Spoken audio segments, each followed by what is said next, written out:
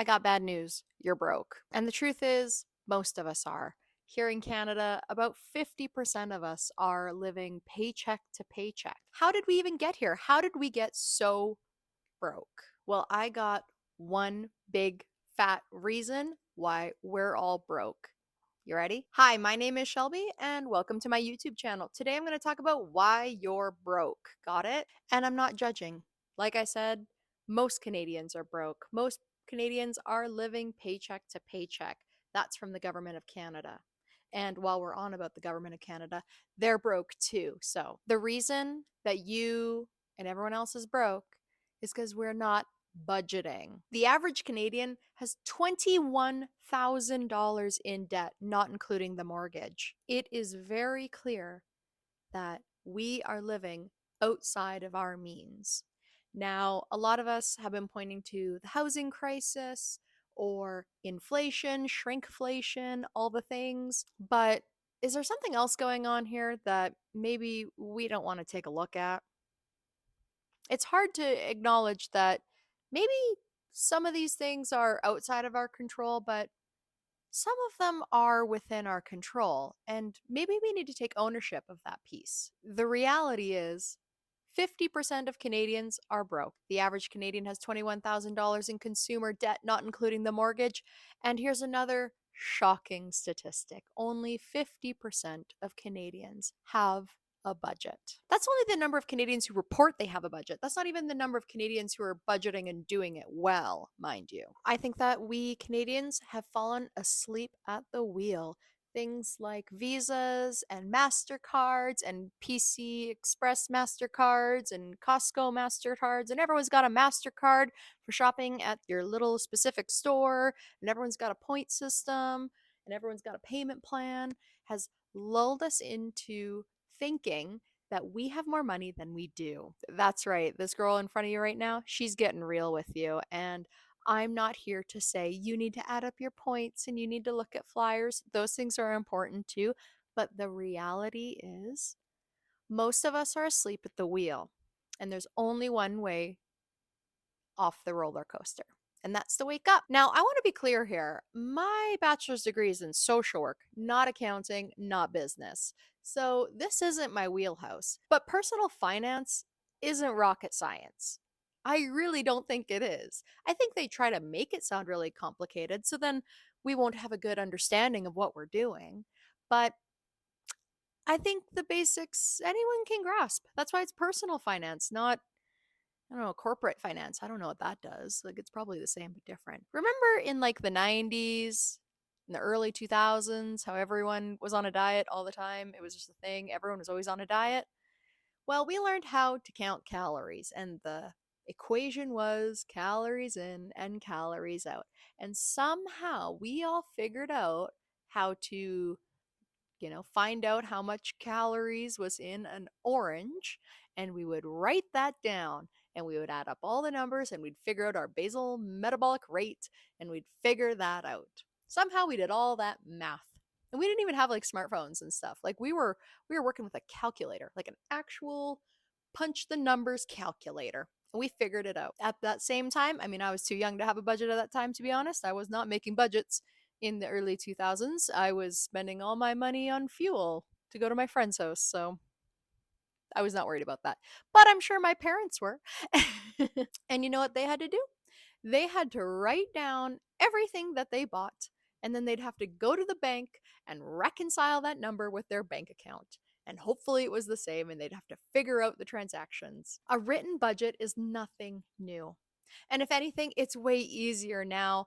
I was using the Mint app, but it recently shut down. Now I've fully switched over to the You Need a Budget app. Loving it so far. Looks like the Dave Ramsey Every Dollar is pretty good too. I would really recommend doing one of those things if you're into it. Most of these apps integrate with your banking information anyway. So, like, You Need a Budget, it only syncs to CIBC and TD. banks every couple days, something like that. But you can manually put it in and then it like finds your transactions and links up anyway. So it's fine. I have another girlfriend at work who's gonna do it old school and she's doing cash envelopes. She bought a bunch of envelopes. She wrote different categories on those envelopes. She's pulling cash out every week, putting them in envelopes and spending that money. You can do this. Unfortunately, many Canadians have taken the same position as our fearless leader that the budget will balance itself. And it won't. It won't do that. There's a certain amount of budgeting you can kind of do in your head. You know, you can round about, oh yeah, like I spent about this much on groceries and stuff like that. But you got to manage it. You manage what you measure, and if you're not measuring it, you're not managing it, okay? So, if you are in a financial tight spot, you need to go through your bank transactions. You need to write down everything that you spent your money on, even if it's redundant. Like maybe you're going through, your banking app and it already says all the things that you spent your money on. Write it down. Get out a coil scribbler and write it down on a piece of paper and add it up.